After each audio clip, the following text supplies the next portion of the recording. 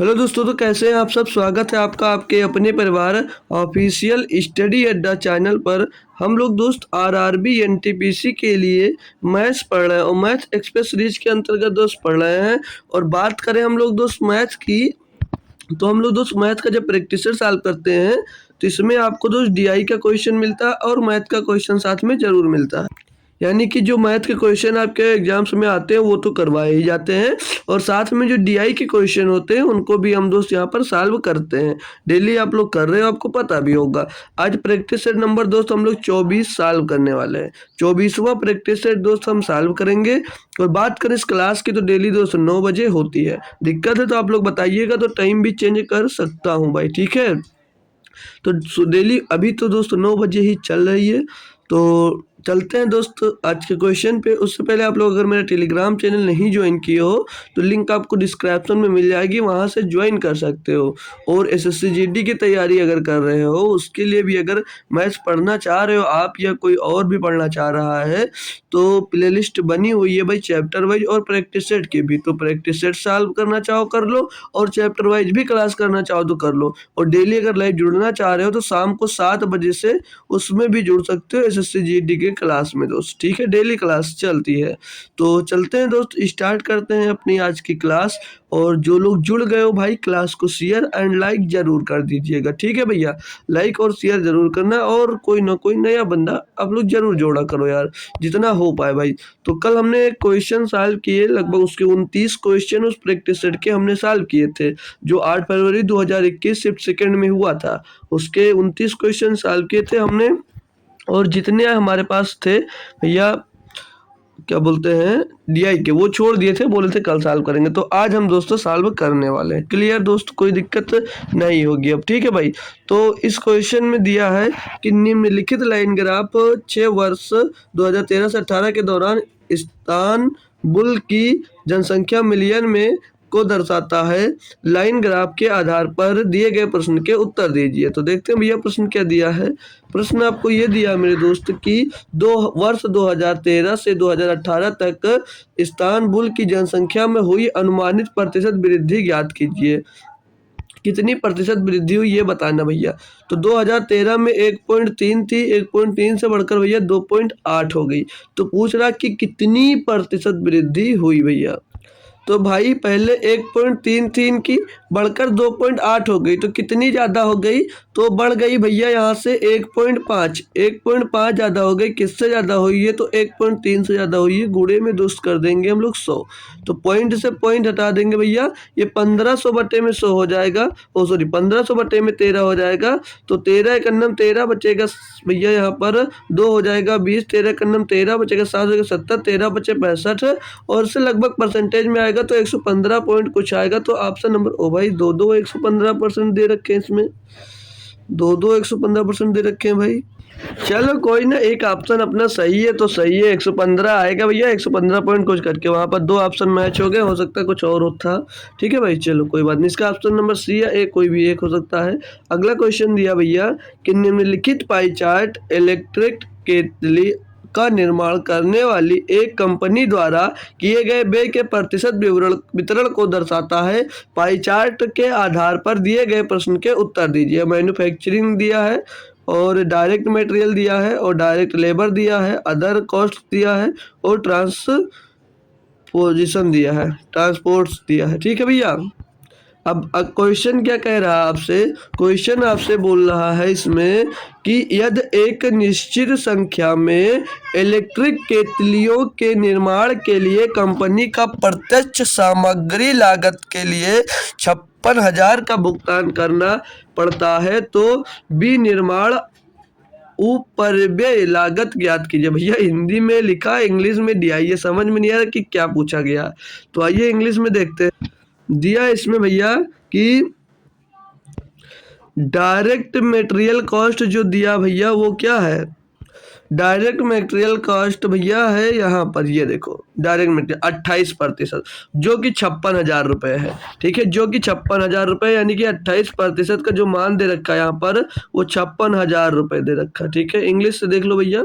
और आगे बोला ये है कि then how much will be the manufacturing overhead cost. तो मैन्युफैक्चरिंग ओवरहेड कॉस्ट भैया 23% है, इसका मान पूछा जा रहा है।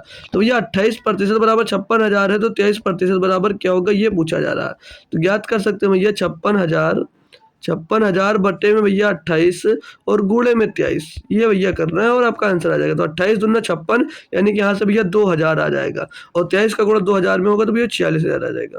तो 46,000 इसका सही जवाब हो जाएगा, एकदम से 100% वाला भैया बी ऑप्शन सही जवाब। देखो भाई DI आसान आती है, लेकिन थोड़ा सा बेहतरीन DI ये दोस्त थी आपके लिए, ठीक है भैया। चलो अगला देखेंगे भाई। दिया है कि दिया गया बार ग्राफ 4 वर्षों के 2012 से 15 के दौरान मक्के के उत्पादन टनों में हुई वृद्धि को दर्शाता है। बार ग्राफ के आधार पर दिए गए प्रश्नों के उत्तर दीजिए। चलिए प्रश्न के उत्तर दे देते हैं हम लोग। बोलिए, ऑप्शन इसमें नहीं है, ऑप्शन पहले लिख दूँ ना भाई, ऑप्शन लिख दो। अगर आप लोग कर पा रहे हो तो आंसर देना भैया कि क्या इसका सही जवाब होगा। तो 10.10% दिया भैया, 10.10%। और बी ऑप्शन दिया गया है 9.26%, 9.26%। और सी ऑप्शन दिया गया भैया 9.75%। और डी ऑप्शन दिया गया भैया कि 8.858%। तो ये थे कुछ इसके ऑप्शन। तो कर रहे हैं आपको सॉल्व, क्वेश्चन देखते हैं दिया है क्या। बोला जा रहा है ये इसमें कि पिछले वर्ष की तुलना में 2015 में मक्के के उत्पादन में कितने प्रतिशत दशमलव के बाद 2 स्थानों तक वृद्धि की गई भाई। तो भैया 2015 ये है, इसके पिछले वर्ष में, पिछला वर्ष है 14, तो इससे कितना वृद्धि हो भैया, 41 से कितना हो गया 45, तो वृद्धि कितने की हुई 4 की हुई। अब 4 की जो वृद्धि हुई है वो किस में हुई है, तो 4 की वृद्धि भैया 41 में हुई है, और गुणे में दोस्त हो जाएगा ये कितना 100। तो भैया अगर यहाँ पर 40 होता तो ये 10% सीधे सीधे आ जाता, यानी कि भैया 10 से थोड़ा सा कम होगा, 10 से थोड़ा सा कम होगा, तो थोड़ा सा कम भैया 9.75 है, यानी कि ऑप्शन नंबर आपका दोस्त सी सही होगा। पूरा कैलकुलेट मत करना यार, ठीक है भाई। तो 4/41 गुणे 100 का मतलब होगा भैया 9.75 के टर्म में आएगा। चेक करना हो कर सकते हो दोस्त, ठीक है, क्योंकि भैया 40 होता तो थोड़ा सा कम होता, मतलब 40 होता 41 की जगह पे तो 10% की वृद्धि हो जाती, लेकिन थोड़ा सा कम, ज़्यादा है यानी कि थोड़ा सा कम होगा बस। 33 नंबर DI में बोला जा रहा है कि निम्नलिखित लाइन ग्राफ 6 वर्ष 2014 से 2019 के दौरान कंपनियों X और Y द्वारा निर्मित डिजिटल घड़ियों की संख्या को दर्शाता है। लाइन ग्राफ के आधार पर दिए गए प्रश्नों का उत्तर दीजिए भैया। देखते हैं क्वेश्चन में दिया क्या है। उससे पहले जानना ही ये आपको भैया कि यहाँ पर जो Y दिया है दोस्त, ये Y दिया है, Y वाली लाइन तो पता होनी चाहिए, इसमें लाइन ही नहीं पता आपको यार। ये जो Y है भैया ये नीली है, यानी कि ये लाइन जो है भैया ये Y है, ये Y हो जाएगी, ठीक है, जो Y हो जाएगी। और जो यक्स है भैया वो है, एक से ब्राउन है, लेकिन ब्राउन इसमें है नहीं, तो हम कर देते हैं भैया आपका दूसरा कलर, गुलाबी कलर, ठीक है भैया।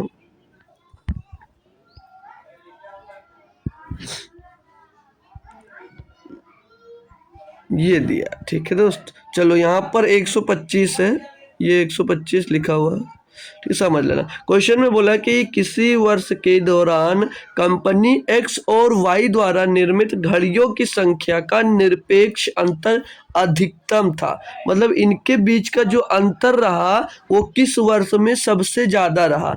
तो यहाँ पर अंतर देखेंगे तो 15 का अंतर है, यहाँ पर अंतर देखेंगे तो 108 और 85 का अंतर भैया, 15 और 23 का अंतर है, 23 का अंतर आ रहा भैया।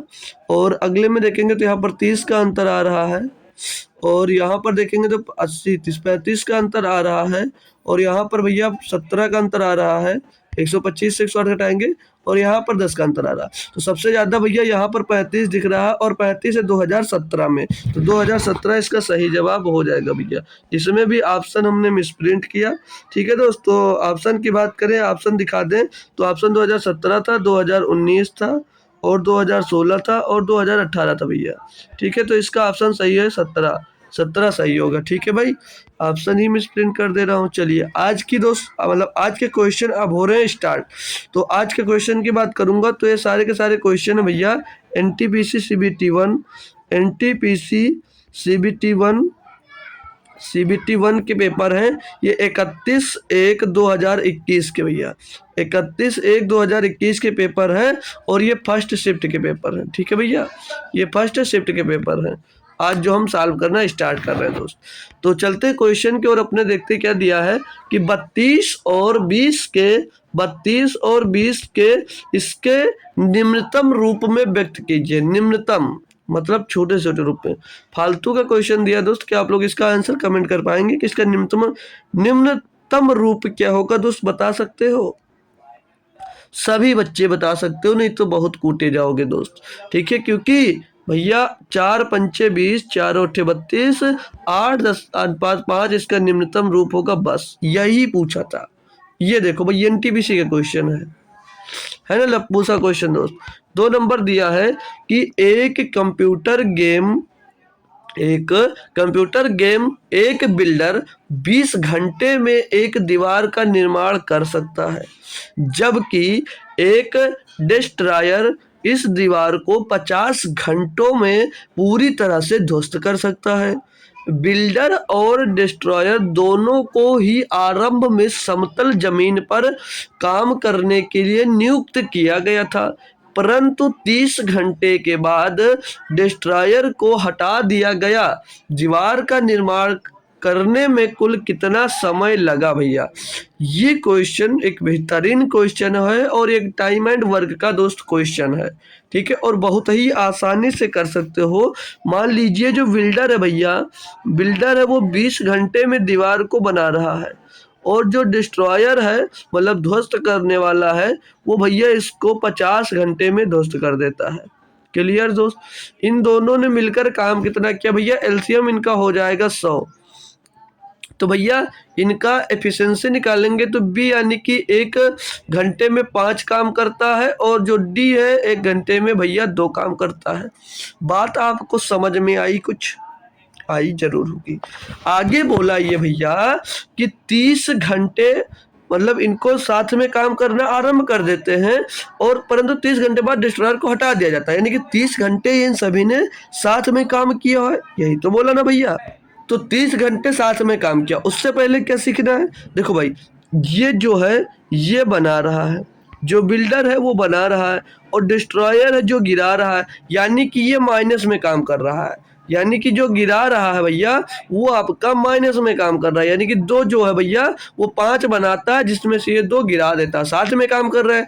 तो जब ये 30 घंटे तक लगातार काम किए मेरे भाई, जब 30 घंटे तक लगातार काम किए, तो यानी कि सिर्फ 1 घंटे में काम कितना हो रहा था? काम सिर्फ और सिर्फ 3 ही हो रहा होगा। क्यों? क्योंकि भैया ये 5 काम करता और 2 ये बिगाड़ देता था, तो 3 ही काम हो रहे थे। और 3 काम हुए कितनी देर भैया? 30 घंटे तक, यानी कि 90 काम कंप्लीट हो गए।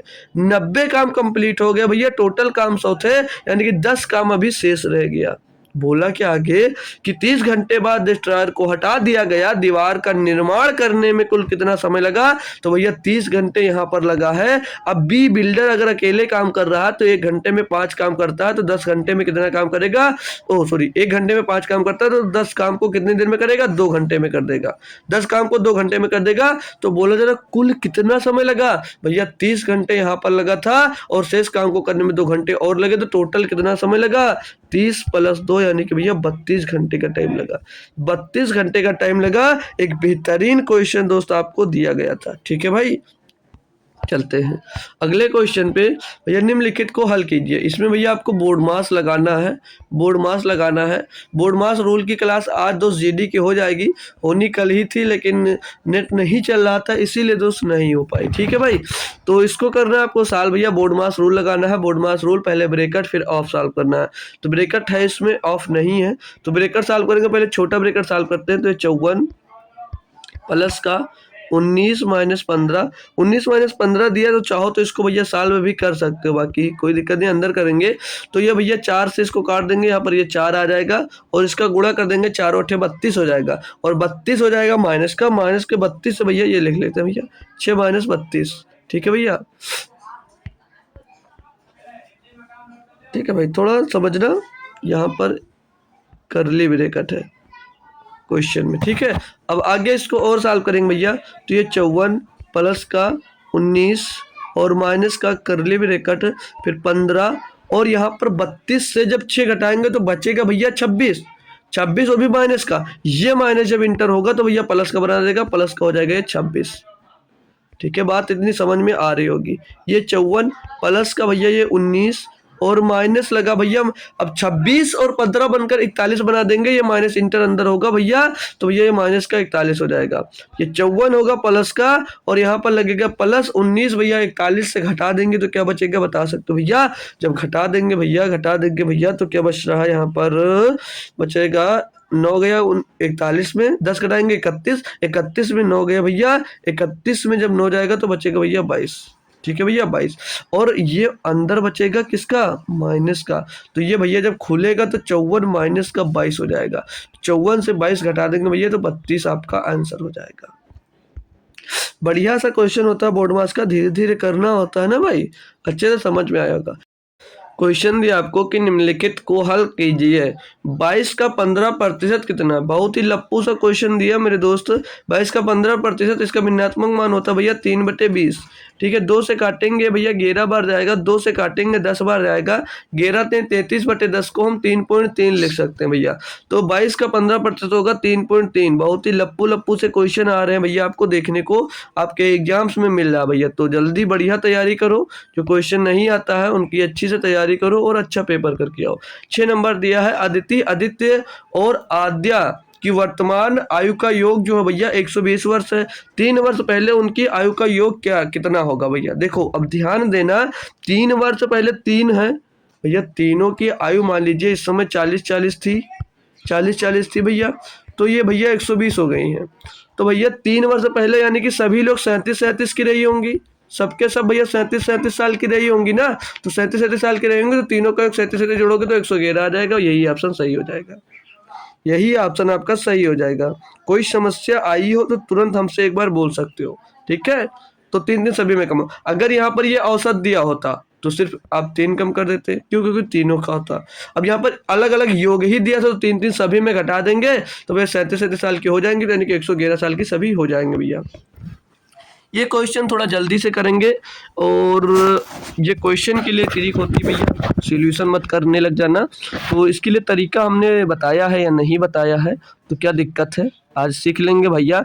दिया है कि x + 1/x = 3 हो तो x³ + 1/x³ का मान क्या होगा भाई? तो क्या कोई बच्चा इसका आंसर नहीं दे सकता भाई?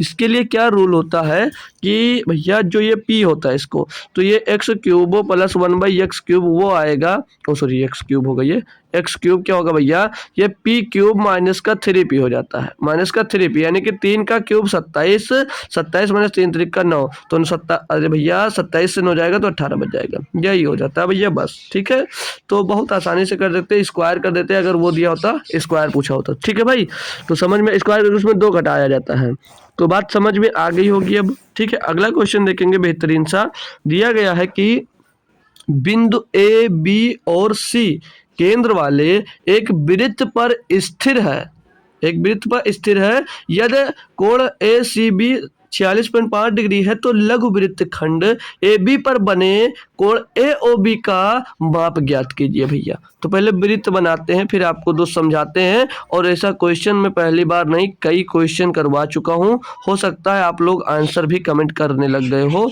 अगर आपको याद होगा तो भैया। देखा जाए तो क्वेश्चन देखकर ही आंसर दिया जा सकता है, क्योंकि इतना कठिन दोस्त क्वेश्चन ये था नहीं भाई। ठीक है भाई, बहुत आसान है। ए पॉइंट मान लिया हमने पॉइंट ए मान लिया, और एक पॉइंट हमने यहाँ पर बी मान लिया, और एक पॉइंट हमने यहाँ पर सी मान लिया। ठीक है दोस्त, इनको मिलाते हैं हम। ए तिरछा हो गया यार, सीधा सीधा आजा भाई, चलो समझ लेना यार, ये त्रिभुजी है। ठीक है भाई, ठीक है, नहीं आ रहा है हमारे से ये। ठीक है, अरे यार ये ठीक है भाई, ये कोण कितना दिया है? ये जो कोण है आपका भैया ये 46.5 डिग्री है, ये कोण आपका 46.5 डिग्री है। ठीक है, अरे यार 5 बन जाओ भाई, 46.5 डिग्री है। बात समझ में आई है? 46.5 डिग्री ये समझना भैया, 465 मत समझ लेना। वो आपसे मतलब पेपर जो क्वेश्चन पूछना चाह रहा है, केंद्र ओ यहाँ पर है, वो ये बन जा भाई। ये आपका केंद्र है, मान लीजिए केंद्र ओ है, और यहाँ से बने त्रिभुज का वो क्षेत्रफल पूछना चाह रहा है। ये त्रिभुज का वो क्षेत्रफल पूछना चाह रहा है ए ओ बी का, ए ओ बी का वो क्षेत्र वो ये पूछना चाह रहा है ना, इसका कोण पूछना चाह रहा है कि इसका कोण क्या होगा भाई।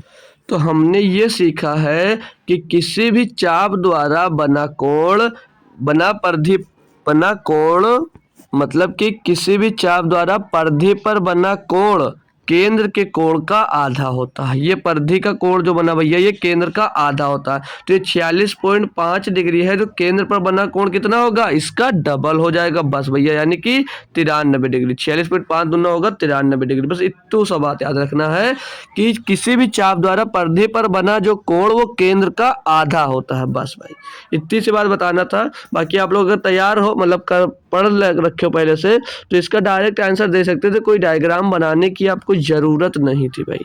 अगला क्वेश्चन दिया है कि find the value of cos 41 बटे sin 49 प्लस sin 51 बटे एक cos 39 डिग्री, ये दिया गया भैया, ये करना है। तो हमने पढ़ा भैया एक कॉम्प्लीमेंट्री एंगल, इसको हिंदी में बोला जाता है पूरक कोण।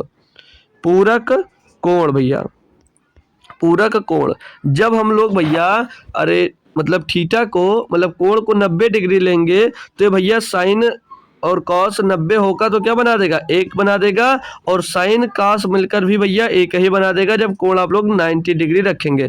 तो 1 + 1 = 2 हो जाएगा। बस इतना सा बात यहाँ पर पूछा गया था दोस्त। ठीक है दोस्त, समझ में आ गया होगा। अगला दिया भैया 10 नंबर कि एक आयत का परिमाप 96 मीटर और इसकी लंबाई जो है वो 27 मीटर है, इसकी चौड़ाई ज्ञात कीजिए। कोई दिक्कत है भैया, आयत का परिमाप होता क्या है, सिंपल सा फार्मूला होना चाहिए 2l + b, सॉरी एल है टी बना दिया यार, l + b, ये होता भैया आयत का परिमाप का फार्मूला। कोई दिक्कत है, ये तो आता होगा जी सर। ये है कितना भैया, 96 मीटर। ये है आपके पास 96 मीटर, और यहाँ पर 2 जाकर भैया इधर डिवाइड कर देते हैं, 2 जाकर इधर डिवाइड हो जाएगा, तो इधर बचेगा l + b = 48 बच जाएगा। कोई समस्या आई नहीं। अब भैया यहाँ पर इसकी लंबाई भैया 27 दे रखी है, तो ये चौड़ाई क्या होगी पूछ रहा है। ये चौड़ाई क्या होगी भैया, ये पूछा जा रहा है। तो भैया 27 जाकर यहाँ पर घट जाएगा, तो जो आएगा वो आपकी चौड़ाई हो जाएगी 21 metre. Option number A, option number A सही जवाब हो जाता है दोस्त। समझ में आया होगा ना भाई। चलो अगले पे चलते हैं। अब अगला दिया भैया बड़ा सा कि यदि 5 वर्षों के लिए निवेश की गई धनराशि पर प्रतिवर्ष साधारण ब्याज प्रदान किया जाता है। हर वर्ष साधारण ब्याज प्रदान किया जाता है, याद रखना। और 5 वर्ष की अवधि समाप्त होने के बाद परिपक्वता पर दिए परिपक्वता क्या होता है पता है भैया सभी को, पर देय राशि 2340 रुपये होती है। हालांकि यदि धनराशि को केवल 2 वर्षों के लिए निवेशित किया गया होता तो परिपक्वता पर देय राशि 2016 रुपये होती। ये रुपये है भैया, 2016 ईयर मत समझ लेना, ठीक है। 16 रुपये होते। निवेश की गई मूल धनराशि ज्ञात कीजिए। भैया 1 नंबर का बेहतरीन क्वेश्चन है। परिपक्वता का मतलब है ब्याज सहित धनराशि, अमाउंट इसको बोला जाएगा, ठीक है। इसको अमाउंट बोल लिया जाएगा, ठीक है भाई। तो याद रखना, गलत मत होना। तो इसको परिपक्वता जो लिखा है इसको अमाउंट बोला जाएगा, यानी कि ब्याज सहित पैसा, धनराशि जिसको बोलते हैं। तो भैया 5 ईयर्स का कितना हो जाता भैया, 5 ईयर्स का अमाउंट कितना हो जाता है, 5 ईयर्स में अमाउंट 2340 रुपये। और भैया 2 ईयर्स के लिए अगर दिया गया होता तो 2 ईयर्स का अमाउंट कितना होता, 2 ईयर्स का अमाउंट कितना हो जाता भैया 2016 रुपये, 2016 रुपये। तो यहाँ से जब इसको घटाएंगे तो ये 3 ईयर्स का नहीं निकल आएगा, 3 ईयर्स का अमाउंट यहाँ से आ जाएगा। घटा दो भैया, 10 में 6 गया, 4 बचा भैया, यहाँ पर 3 में 1 गया, 2 बचा, और यहाँ पर 2 का 2 आ गया, 224 रुपये। नहीं भाई 324 आएगा। ये 1 मिनट, ये 3 साल का SI निकल गया। 1 मिनट, ये 3 साल का ब्याज निकलेगा, साधारण ब्याज 3 साल का ब्याज निकलेगा, ठीक है भैया। ये 3 साल का SI निकल कर आएगा। बात समझ में आई? ये 3 साल का एसआई मतलब ब्याज निकल कर आ गया, तो 1 साल का साधारण ब्याज क्या होगा? 1 साल का साधारण ब्याज क्या होगा? 1 साल का साधारण ब्याज क्या होगा भैया? 1 साल का भैया 3 साल का है तो 3 से डिवाइड कर देंगे तो 108 रुपया।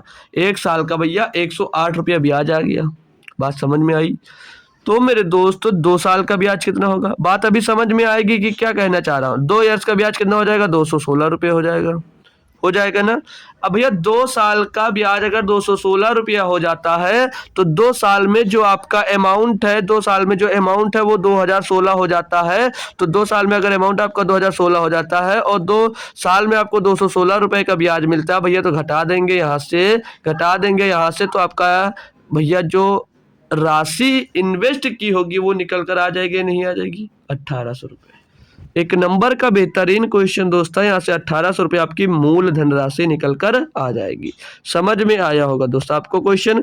अगला दिया है कि 5/2 तथा 2/5 का योग कितना होगा? 5/2 तथा 2/5 का योग कितना होगा? 5 25, 2 दूनी 4 बटे 5 दूनी 10, तो 25 4 29 बट्टे में 10 फालतू का क्वेश्चन दोस्त दे रहा है क्वेश्चन एग्जामिनर। आपको देख रहे हो भैया कितना इजी क्वेश्चन दोस्त आपके एग्जाम्स में आ रहा दोस्त। ठीक है भाई, तो तैयारी बढ़िया करके जाओगे तो इसी बार आप क्वालिफाई कर जाओगे। 14% के लाभ और 10% की हानि पर, 14% के लाभ पर बेचोगे तो 114 में बेचोगे और 10% की हानि पर किसी वस्तु के विक्रय मूल्य का अंतर 60 रुपये है। वस्तु का क्रय मूल्य ज्ञात कीजिए। देखो भैया 14% की लाभ पर बेचे तो यानी 114% में बेचा होगा, और जब 10% की हानि पर बेचा यानी 90% में बेचा भैया, तो इनके बीच का जो अंतर आ रहा बेचने का वो 60 रुपये है, यानी इन 90 होगा भाई, 99 क्यों लिख दिया यार,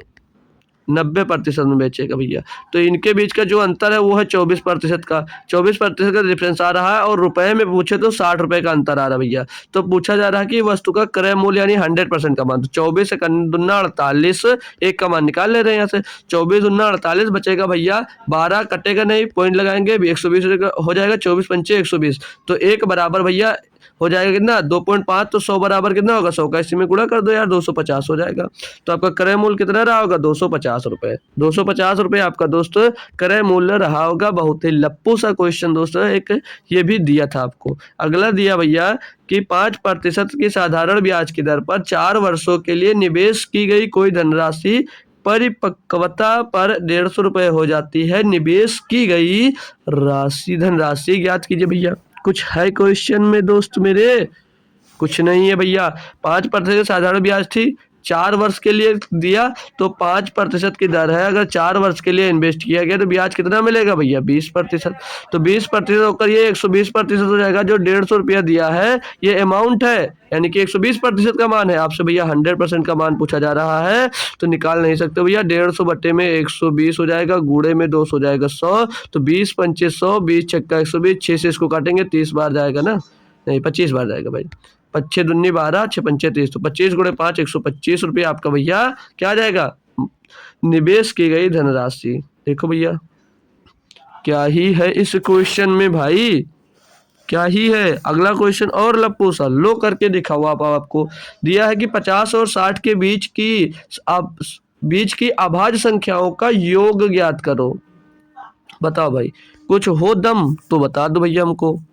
50 और 60 के बीच का क्या आपको संख्या नहीं पता है मेरे भैया? बिल्कुल पता है यार, बिल्कुल पता है। क्या होगा भैया? 50 और 60 के बीच की अभाज्य संख्या नहीं निकाल सकते भैया। 51 करती है, 52 करती है, 53 नहीं करते तो 53 अभाज्य संख्या, और 53 के बाद एक अपनी प्यारी सी आ जाती है 59 भैया, ये भी किसी से नहीं करती। इनका योग ही तो पूछा था भैया, इनका योग ही तो पूछा था, ये भी नहीं निकाल पा रहे हो यार। बड़ी शर्म की बात है दोस्त कि ये भी नहीं आपसे हो पा रहा है। ठीक है भैया। अगला क्वेश्चन दिया 16 नंबर कि नीचे दी गई संख्याओं में से कौन सी संख्या पूर्ण वर्ग नहीं हो सकती? मतलब वो कभी भी पूर्ण वर्ग नहीं हो सकती। तो भैया इसमें 6 4 2 भैया, जिसमें 2 आएगा वो कभी पूर्ण वर्ग नहीं हो सकती। मैंने क्या पढ़ा था? 2 3 और 7 और 8 किसी भी पूर्ण वर्ग संख्या का इकाई, जो पूर्ण वर्ग होगी संख्या उसके इकाई के अंक कभी 2, 3, 7 और 8 कभी नहीं हो सकते। किसी भी स्क्वायर में देख लीजिएगा उसका इकाई का अंक 2, 3, 7 नहीं होता। तो आप लोग सीधे क्वेश्चन को पहचानेंगे इसी तरीके से बस।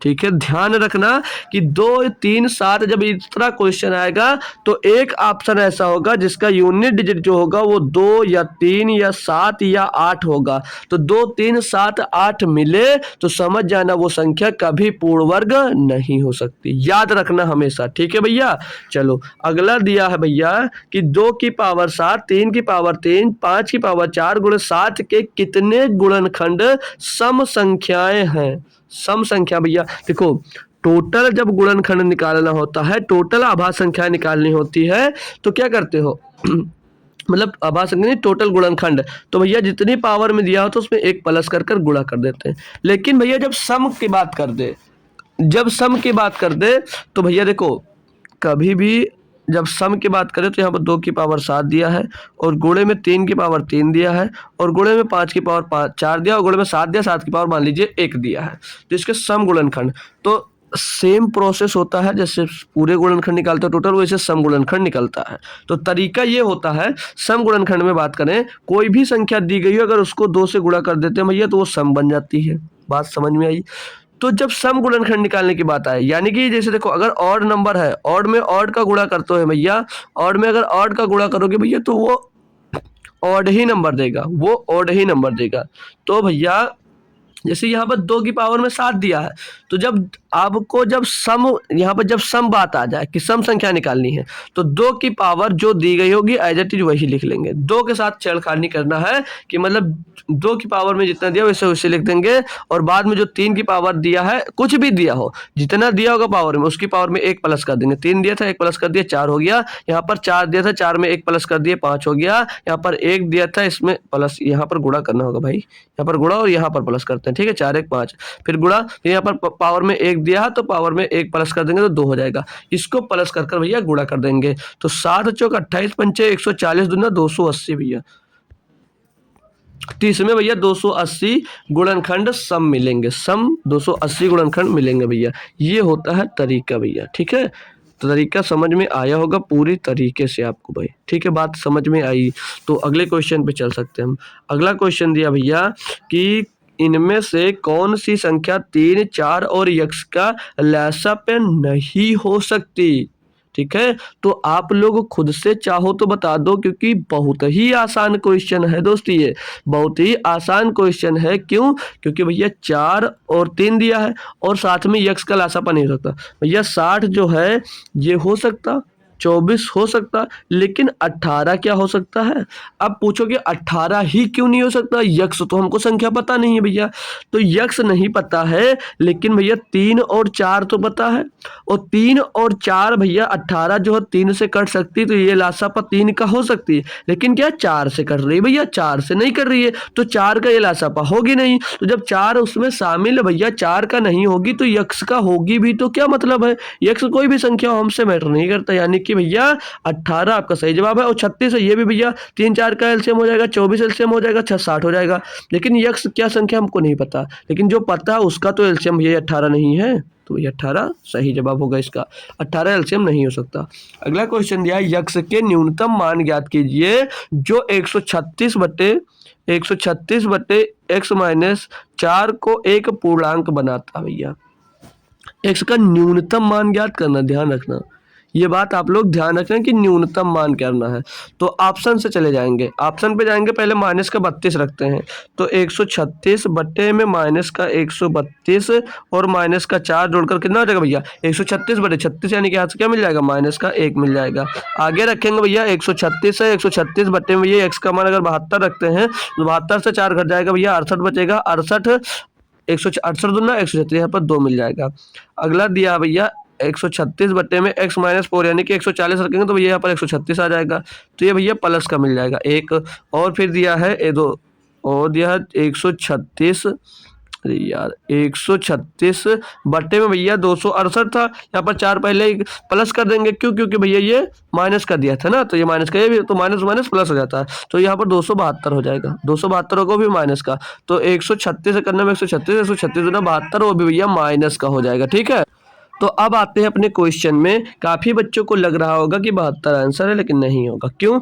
बोला है यक्ष का न्यूनतम मान ज्ञात कीजिए जो इतने इतने को एक पूर्णांक बनाता है। भैया न्यूनतम मतलब छोटा छोटा मान, तो ये ले नहीं सकते क्योंकि ये एक पूर्णांक नहीं है भैया, ये एक पूर्णांक नहीं है। बात आती है यहाँ पर भैया, तो ये 132 जो दिया गया भैया, वो माइनस का 132 सबसे न्यूनतम मान होगा।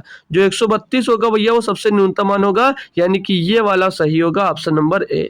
ऑप्शन नंबर ये सही होगा। तो क्वेश्चन क्या कह रहा है वो ध्यानपूर्वक देख लिया करो भाई। अगला दिया है 19 नंबर में कि नीचे दी गई तालिका का अध्ययन करें जिसमें कंपनी एसआरटी का वर्ष 2098 से 2002 तक के विभिन्न मदों के तहत व्यय दर्शाया गया है और निम्नलिखित प्रश्न का उत्तर दीजिए। संदर्भ वर्ष, ईयर, खरीद, ये सब लिखा हुआ है, मतलब जो यहाँ पर इंग्लिश में लिखा हुआ है यहाँ पर हिंदी में भी अनुवाद किया गया। ठीक है, चलते हैं देखते हैं क्वेश्चन में क्या कहा गया आपको।